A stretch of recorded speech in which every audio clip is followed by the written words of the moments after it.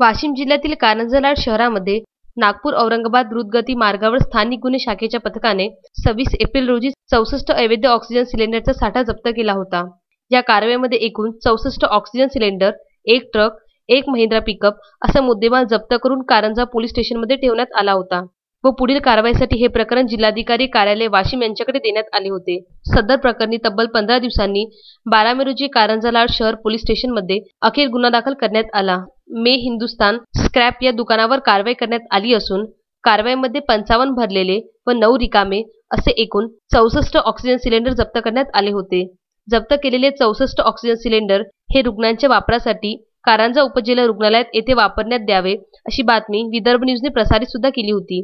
मात्र मिळालेल्या माहितीनुसार 64 मधील 20 रिकामे सिलेंडर उपजिल्हा रुग्णालय कारंजा यांना कोविड काळामध्ये उसनवारीने वापराकरिता देण्यात आले असून उर्वरित 44 सिलेंडर हे न्यायालयाच्या आदेशावरून सदर व्यक्तीला परत देण्यात आले आहे।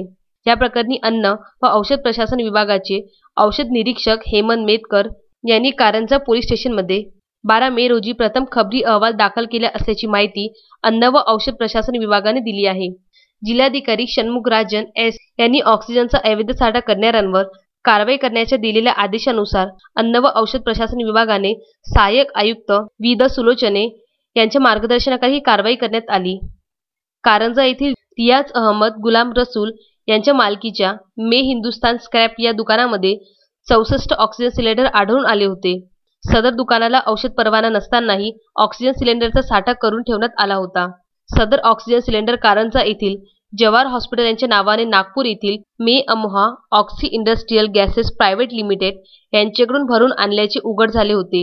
जवाहर हॉस्पिटलचे डॉक्टर विजय जवाहर मलानी यांनी सदर ऑक्सिजन सिलेंडर भरून आणण्याची ऑर्डर दिली नसल्याचे व त्यांचे पेमेंट सुद्धा केले नसल्याचे तसेच त्यांना इतक्या मोठ्या प्रमाणात ऑक्सिजनची गरज नसल्याने जबाबात सांगितले। सार्वजनिक आरोग्य विभागाच्या 10 एप्रिल 2021च्या अधिसूचनेनुसार राज्यात कोविड-19 साथीचा रोगाचा प्रसार पाहता ऑक्सिजनचा वापर फक्त वैद्यकीय कारणासाठी करण्याचे निर्देश आहेत। मात्र जवाहर हॉस्पिटल यांची कोणतीही मागणी नसताना रियाज अहमद गुलाम रसूल हा विनापरवाना अवैधरित्या इतर प्रयोजनार्थ वैद्यकीय ऑक्सिजनचा वापर करीत असल्याने त्याची विरुद्ध व सर्व संबंधितांविरुद्ध कायदेशीर कारवाई करण्यासाठी मेतकर यांनी कारंजा शहर पोलीस स्टेशन येथे 12 मे रोजी प्रथम खबरी अहवाल दाखल केला आहे।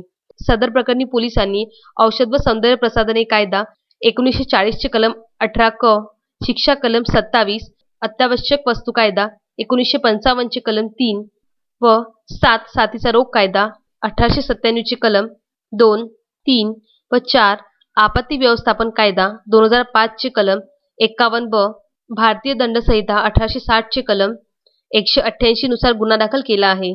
सदर प्रकरणी संबंधित प्रशासनाने पारदर्शक चौकशी करून गुन्हेगार असलेल्या प्रत्येक व्यक्तीवर कारवाई करावी अशी चर्चा कारंजा शहरात चालू आहे। कारण घडलेला प्रकार जेवढा दिसतो तेवढा पारदर्शक नसून यामध्ये प्रशासनाच्या गळाला अनेक मासे लागण्याची शक्यता टाळता येत नाही। कारंजा येथून अक्षय लोटे यांचा हा वृत्तांत।